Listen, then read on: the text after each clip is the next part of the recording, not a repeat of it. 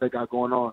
A lot of these fights that they won was close. This new kid that came out that beat Saddam Ali, he's nothing like the champions that are reigning now. He's not even like Austin Trout. Austin Trout to beat him to take his title. But however, I'm the best fighter at this weight division, and I want to continue to be the champion. I got to continue to feed my family this way, and I'm gonna do it. All right. There's a certain British promoter who's expressed interest in both you and your brother. This is the important part. This is a reporter asking Jermell Charlo, who's fighting this Saturday on the undercard of Leo Santa Cruz versus Abner Maris 2. One of the things we're going to talk about in this video is that it's time for these Charlos to start getting their own cards, right? But this reporter is going to ask him about Eddie Hearn. So you're going to hear Jermell Charlo talk about how he's got 2 good offers from 2 promoters, one of which is definitely likely Eddie Hearn, and the other is definitely likely Bob Arum, who has that large ESPN platform. But we're going to talk about it on TstreeT Controversy. This is TstreeT Controversy Live, June 6, 2018, 12:42 p.m. Eastern Standard Time. Please subscribe. All the links to my social media right down below in the description box. And we're going to listen to this. How has there been any? What's the latest development on that? You know, I've received 2 great contracts from 2 different promoters. You know, I don't look at myself like a free agent. You know what I'm saying? I have the generals to answer to and make sure that we all agree upon the most. And they're big, they're large, they're nice. Bigger than the BS that one of the other boxers in the industry posted. Adrian Broner. They're looking at me as one of the face of boxing, and that's the reason why they're coming at me like this. But that's not something that's on my mind right now. I gotta definitely take care of this fight, and then I'll reward myself with a promotional contract if necessary. Right now, right now, I'm not with a promoter.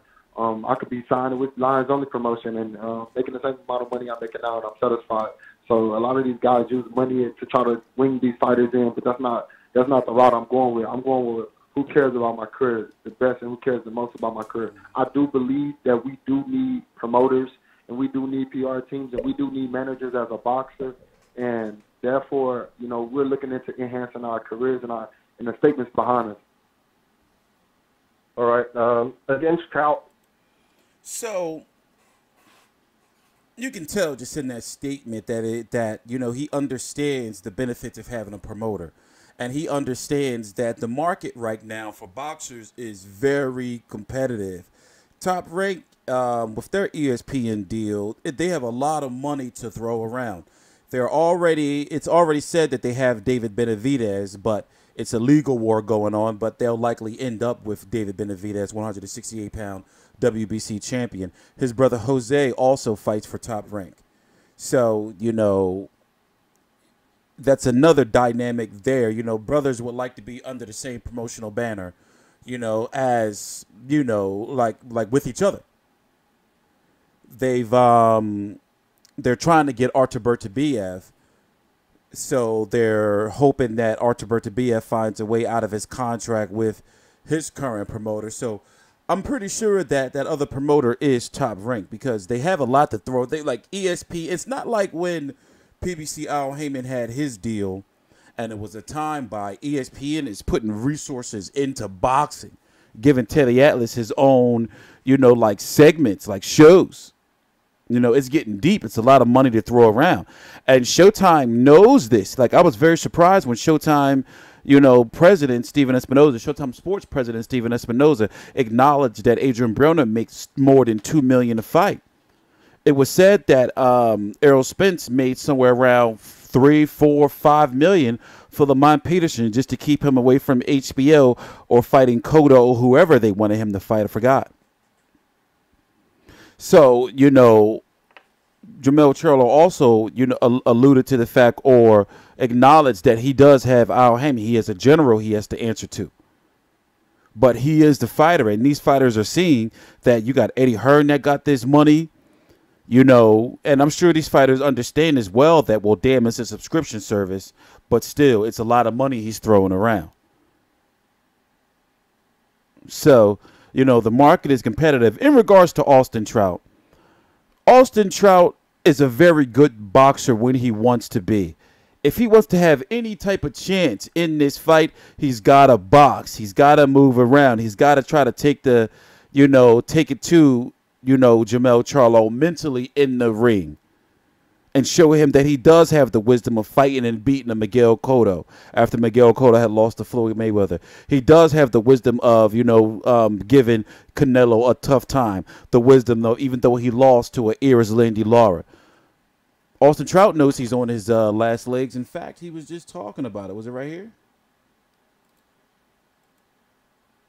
More so than being a millionaire or being famous. I want to be the type of person that people look back and remember 20 years from now. So that's what's developed my warrior spirit. And saying no, what kind of warrior says no to a challenge?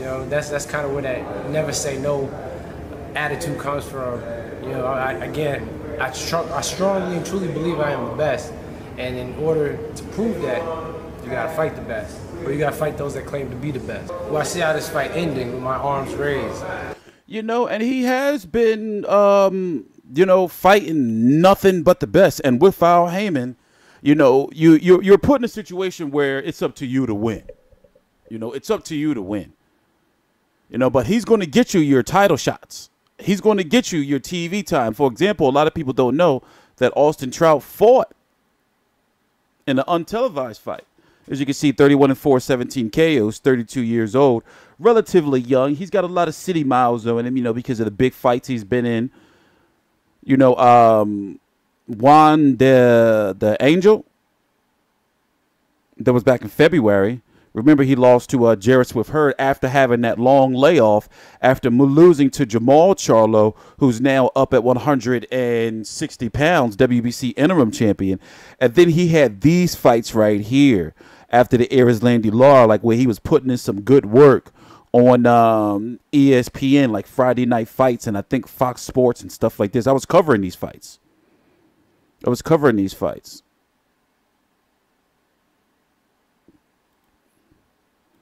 fact, let me see if I can type in one for y'all. Trout versus, what was dude's name? I forgot. I know I covered the fight back in 2014.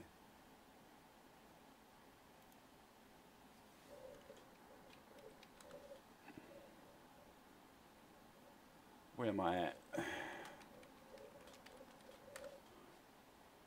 Yeah, it's me right there. Look how things have changed. It was me on this couch. This is when I was in a radio station. I had different plans for the brand at that time. Look how things have changed, man. But anyway, looking at this, you can see, look at the big names. He's fighting Jermell Charlo, WBC 154-pound champion. He fought now unified 154-pound champion Jarrett Hearn. He fought Jermell Charlo, now WBC interim champion. He fought Landy Lara, former WBA world champion. Saul Canelo Alvarez, Miguel Cotto. He's got a solid resume. You can't take that away from him. Jermell Charlo, however, the 154-pound division is really not as deep as it once was. Many didn't think that Jarrett Swift-Hearn was going to get past Landy Lara. And now it seems as though they're building towards, Showtime is building towards, Jermell Charlo and Jarrett Swift-Hearn. It seems as though the most logical. So Austin Trout can upset and get a rematch, but what does it really, what does it really mean?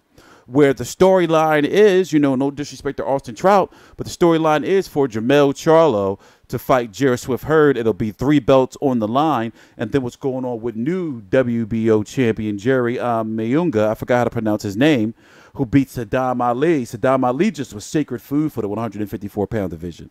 So you can have either Jermell Charlo, depending on Kell Brook and his situation with Jarrett Swift-Hearn, Mayunga, Jarrett Hearn, Austin Trout. One of these guys can be in the mix to be the undisputed champion of 154 pounds, having 4 belts. But looking at, the rankings and looking at the division, remember, we were supposed to see Venus Martirosyan. Damn it, I got to kill these fuckers, man.